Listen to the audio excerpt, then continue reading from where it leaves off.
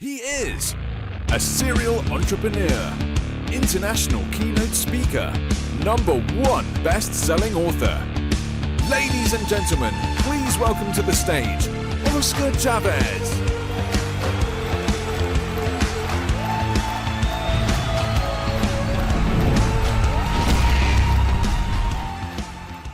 Welcome to the Business Titans podcast, where we explore everything to do with growing and scaling your business. I'm your host, Oscar Chavez, and in this podcast, we talk to world leaders, game changers, and business titans. We continue our series this year with my esteemed guest, Grant Cardone. Grant owns and operates 7 privately held companies and private equity real estate firm, Cardone Capital, with multifamily portfolio assets of worth over $5 billion. He's one of the top crowdfunders in the world, raising over $800 million in equity via social media. Grant is also New York Times bestselling author of 11 business books, including the 10X Rule, which led to Cardone establishing the 10X Global Movement, the 10X Growth Conference, now the largest business and entrepreneur conference in the world. How you going today, Grant? Hey, good, my friend. Thank you so much for having me. I'm multitasking with you, and it's 1:30 in the morning for you, and I'm doing this and that. So I'm so glad to be with you, and I hope that we can share some information that inspires and gives your audience something they can go out and do. Yeah, wonderful. Thanks for that, Grant. So tell me, you are one of the world's leading, if not the world's leading authority in sales. So tell me, Grant, out of all the knowledge, the experience that you've acquired, what realizations are you having right now that are being revealed to you that help you ramp the performance of your sales team?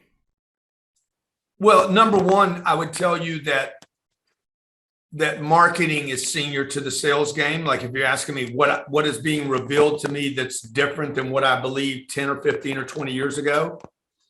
When I was on the come up, I didn't have any money, so I couldn't think about marketing. The technology, Instagram and YouTube, and the ability to market yourself did not exist in the world that I lived in at the time.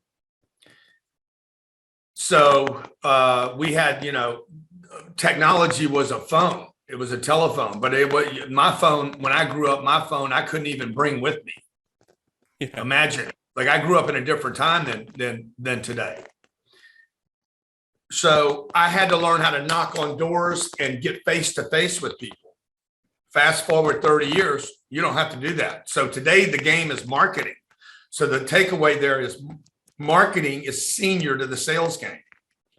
My number one job at my company is to make sure that the lead, the customer, my funnel is so filled with hot prospects that my salespeople are taking sales calls rather than making sales calls.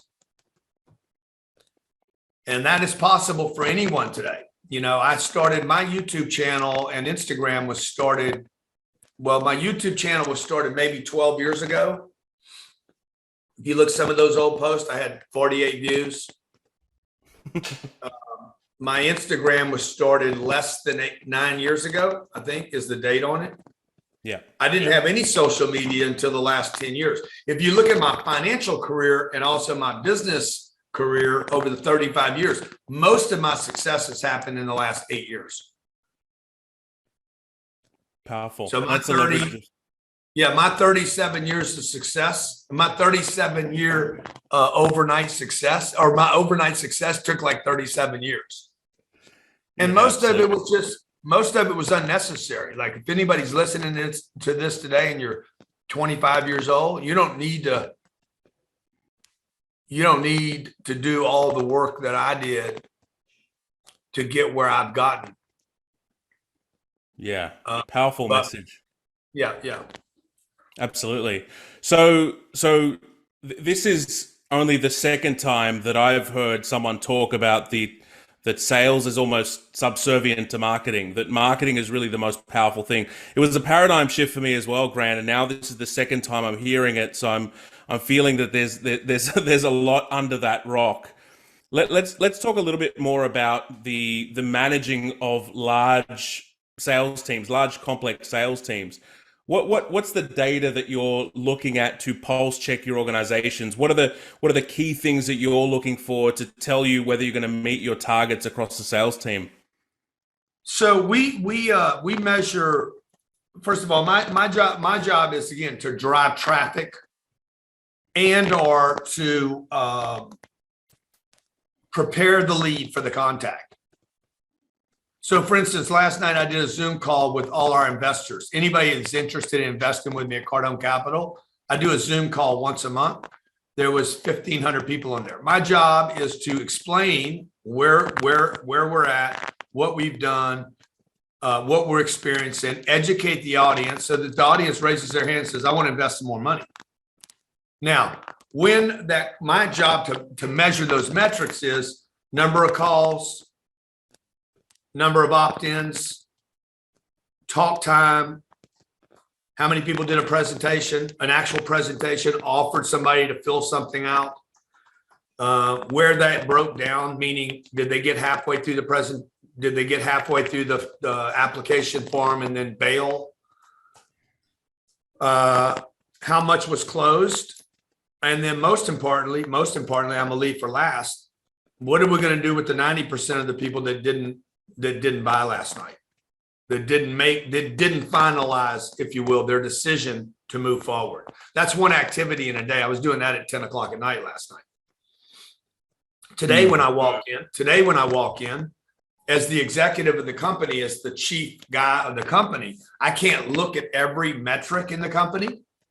So what I do for those CEOs out there is I look at the 3 events, initiatives, programs, platforms, whatever it is you're rolling out. I look at the 3 things. I look at only the 3 things that are closest to me. For instance, I have a deal. What is it? The 18th. I know I have a deal in 2 weeks. I know I have a deal this weekend, and I know I have another deal before the end of the month. Right? These 3 events. The only thing I'm looking at metrics on is driving to those three events, and then I'll take the next ones that unveil themselves to me. Yeah, really, really powerful stuff, Grant. What advice would you have for someone that's just taken over a large sales team? What do they need to do in order to ramp performance? Now, you talked about things like KPIs and even things like demos booked. I think that's really important. But some sales teams that are used to comfort, that are used to inactivity, that are used to not having that level of rigor and inspection can have massive challenges with being immersed in that sort of culture.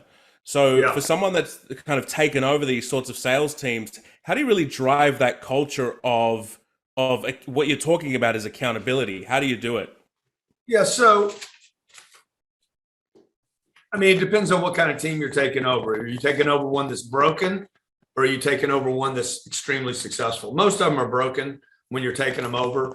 Yeah. You might have 1 or 2 people performing well, and then, the rest are broken into 2 groups. They're the bottom third, the middle third, and then a handful of people that do well. And the only reason you think they do well is because the middle people don't do much. And the only reason you think the middle people do well is because the people below them are so bad. So I would just tell people, like, number one, our people they are mandatory training takes place before anything happens every day. Like, I don't have the problems that you're talking about, like this accountability. They're comfortable. I don't even know what you're talking about. Number one, if they don't train, comfortable people will not train. Okay. People that don't want to be held accountable will not train. So if you want to know who will be held accountable and who's going to get comfortable, just make mandatory training. Like Australia y'all had a mandate on your damn mask and your vaccine, but you won't mandate education for your sales team. And everybody in Australia got on board with it. Okay, I'll take the shot. Okay, I'll wear the mask. Okay, I'll stay 6 feet away. Y'all did that, but you can't get a salesperson that's making $40,000 a year and can't pay his bills train and educate every day.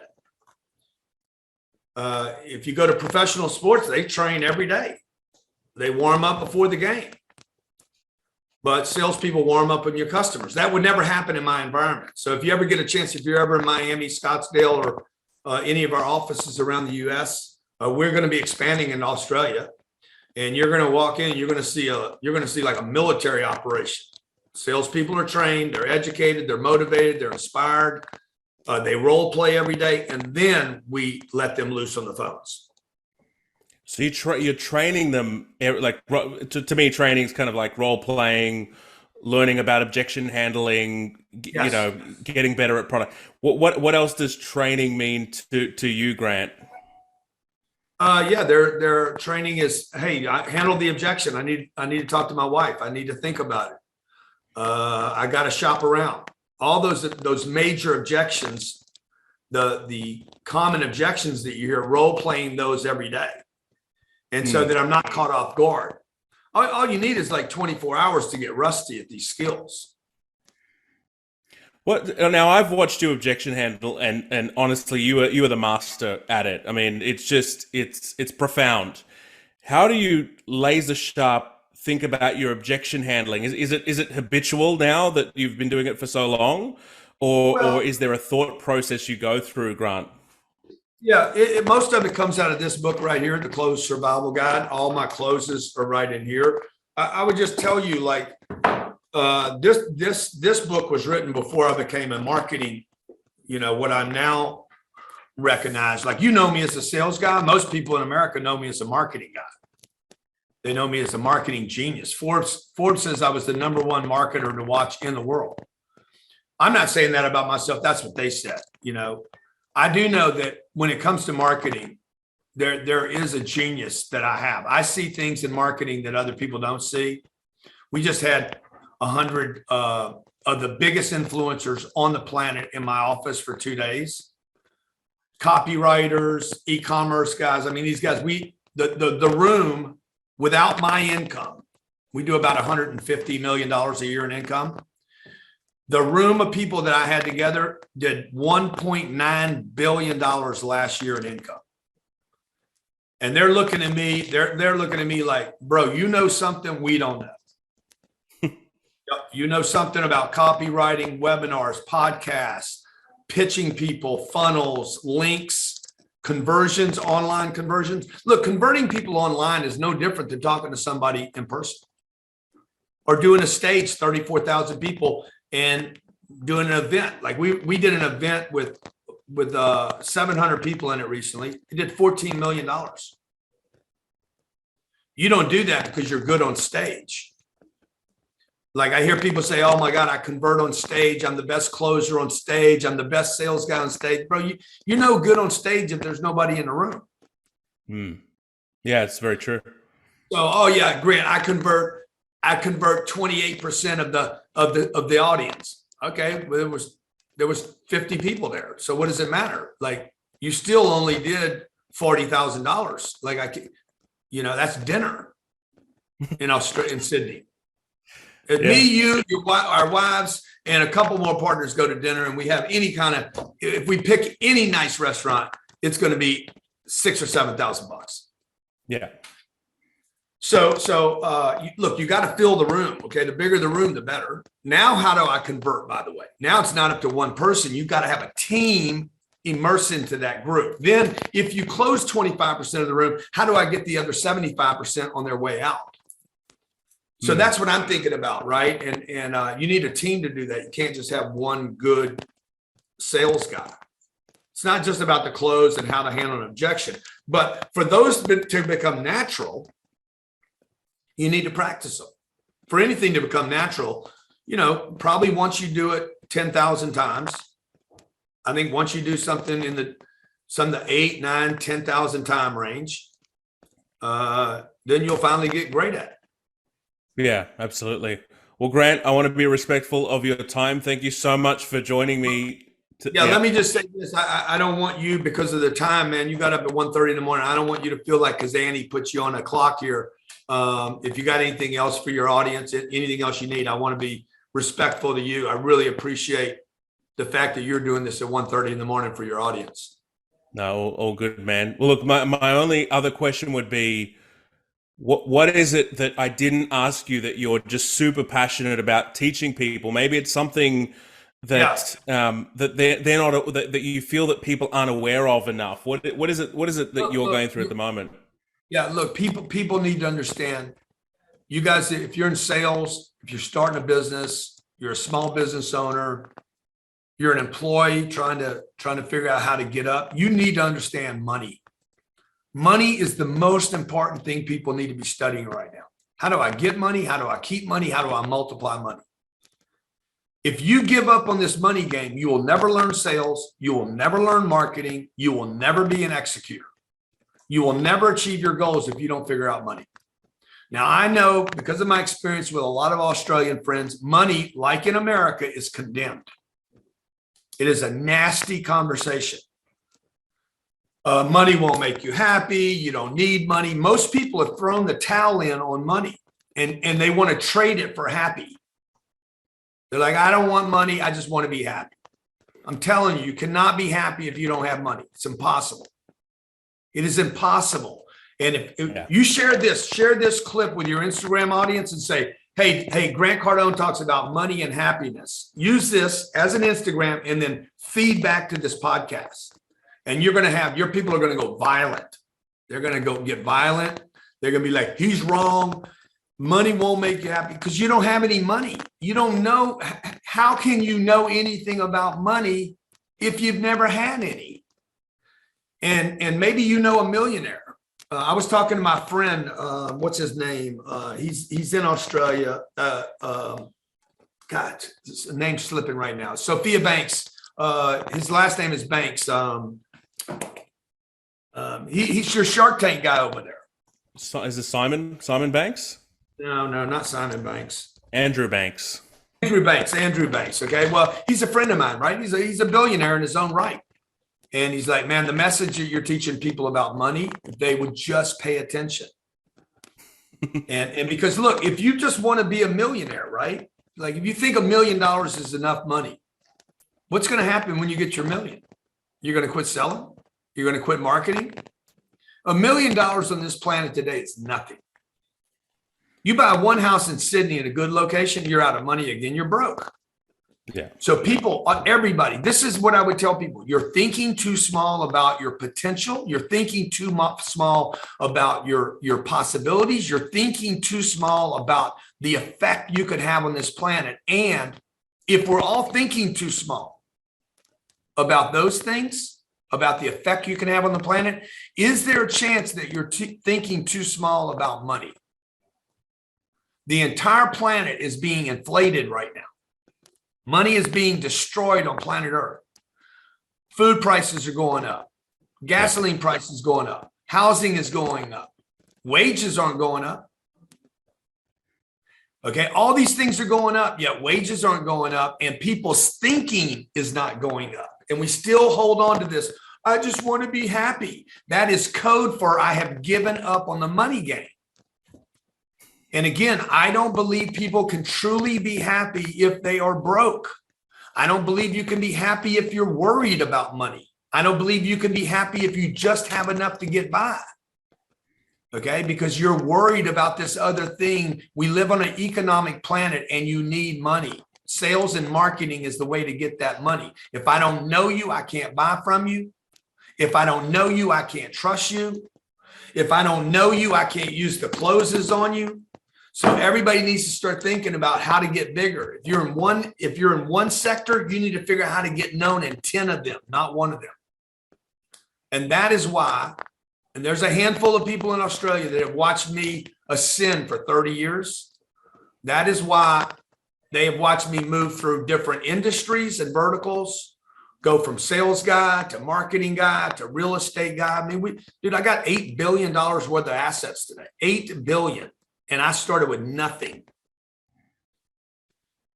That's an extremely impressive number in anybody's world, whether you're in Wall Street or you're in Main Street, America. It's a big number for a guy with no connections, no money. I did it in the 21st century using social media marketing Instagram, Facebook, and YouTube, all of which, by the way, is free. I've raised almost $1 billion in cash to buy real estate in America, crowdfunding, number one crowdfunder on planet Earth, never been done before.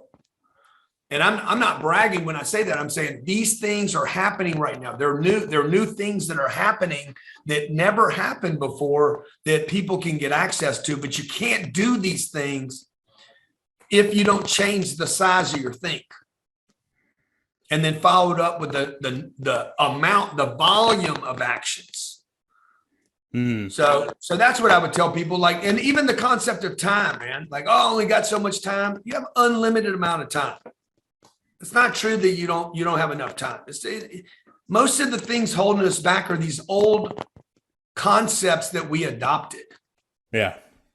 You know, you only live once. Walt Disney's going to live for like 50 lifetimes. He's going to live forever. Why? Because people are always going to want to go to Disney World or Disneyland. And so how long can you build your legacy up? The point is, people are thinking too small. When you're just thinking about how to get some money or a little more money or how to get rich, you're thinking too small when you should be thinking about how do I get everybody rich around me? Next time we do this, let's just talk money the whole time. Yeah. Yeah, I love it. Because that's such an important mindset, right? The building those relationships, making other people successful. I think that's just such a paradigm shift. Where do you get all this passion from, Grant? How do you, for the people that are thinking, how do I think bigger? Where does that, it comes from deep within, but where does it come from? Well, where it comes from is that you have to strip away all the things you believe to be true that are not. Yeah. The first thing people do, this is the problem with education today. Education stacks information on top of bad information. If I throw good food on top of spoiled food, I end up with spoiled food. The education system should first strip away false data, incorrect information. Yeah. And they don't. What they do is they take you, they bring you into a room and they stack more information on top of your already wrong information. Yeah. What you do is you get confusion like that. Save your money. You don't need to save money. You need to multiply money. Yeah. Okay. Saving money has never made anybody rich on planet Earth. Ever. Not one person has ever gotten rich because they saved. I love it. The poppy tree concept, the poppy flower concept in Australia, what is that concept? You cut the tallest tall poppy. Yeah, the tall poppy concept. You guys got to strip that away. Do you want to be the tallest poppy in the dam? You want to be such a big poppy that you can't be cut. I love it. With a stem so thick, nothing can get through it. Yeah. Absolutely. Well, Grant, I've loved it. And when you open up here in Australia, do let me know. I would love to, or if I'm in Miami. We're coming back. One of my favorite places in the world is Sydney, Australia. The food is the best in the world. The people are the nicest. Love your views, love that coastline right there. My daughter had a great time. Both our daughters had a blast in Sydney, and we look forward to coming back and having some great time. We were in Brisbane last time. Where else were we? Melbourne, Sydney. I haven't got to Perth yet, but I want to get to Perth and I want to get down to, what's the little island? Tasmania. Yeah, Tasmania. I've never been there. Hey, man. And I got to say this before we wrap up. I got mad respect for the way that you've raised your daughter in like teaching her objection handling, getting her to speak on stage. She right there. Hey, how you going? You are awesome. I love the confidence you have. It's so inspiring. I love your family. I just think you guys have done wonderful things. Thank you, my friend. We homeschool our kids. That's been a thing. Like if you go back to what I was saying about stripping off bad data, I took them out of a system that is filled, that is a machine, systematic machine for perpetuating false information. People told me, oh my God, if you take the kids out of the school system, they're not going to be socialized. I'm like, exactly. I don't want my kids socialized.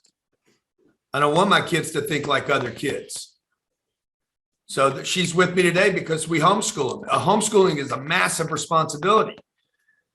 So, and it takes money, takes time, takes energy. You got to think different, right? But I would rather my kids hang with me. If I'm going to ruin my kids, if my kids are going to turn out bad, I'm going to be responsible for it. Yeah, absolutely. I love it, man. I'll let you go. Thank you so much for your time, Grant. I really appreciate it. Great. You too. Take care. Bye.